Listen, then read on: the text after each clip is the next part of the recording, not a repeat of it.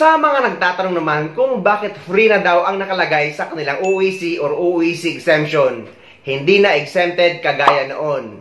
Magkakaproblema daw ba sa immigration? Ang sagot guys ay hindi.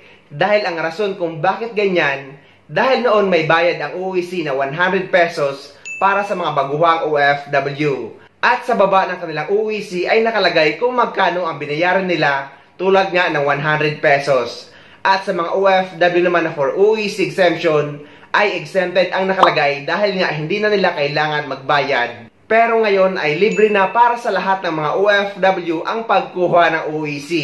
Kaya free na ang nakalagay. Kaya guys, wala kayong dapat ipag-alala at okay lang yan. Sa mga nagtatanong naman kung bakit daw print OEC na ang lumalabas sa ibang OFW kapag nag-login sila sa kanilang PAPSBAM account.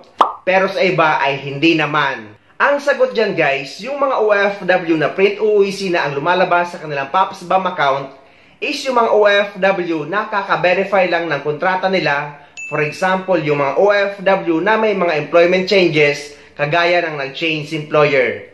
Dahil may bago ngayon sa PAPSBAM or sa DMW na kapag nagpa-verify ka na ng kontrata ay automatic nang ma-update ang OEC mo sa iyong PAPSBAM account.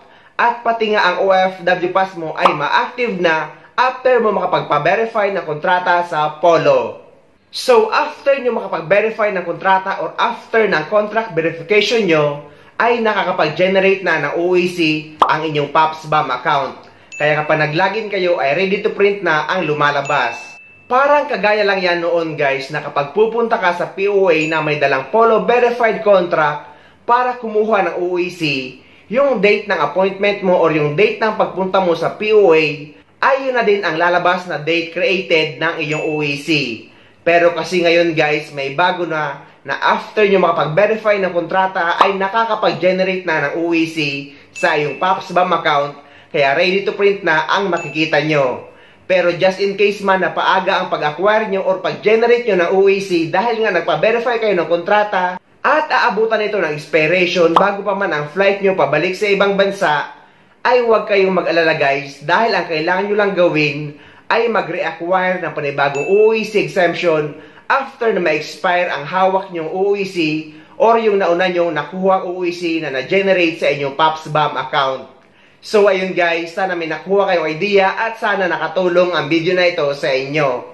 At sa mga hindi pa dyan nakasubscribe sa channel ko, please don't forget to subscribe my YouTube channel. Please click the notification bell para lagi kayong updated sa mga upcoming videos na gagawin ko tungkol sa mga updates sa ating mga OFW. Mula dito sa Dubai, maraming salamat. See you next time.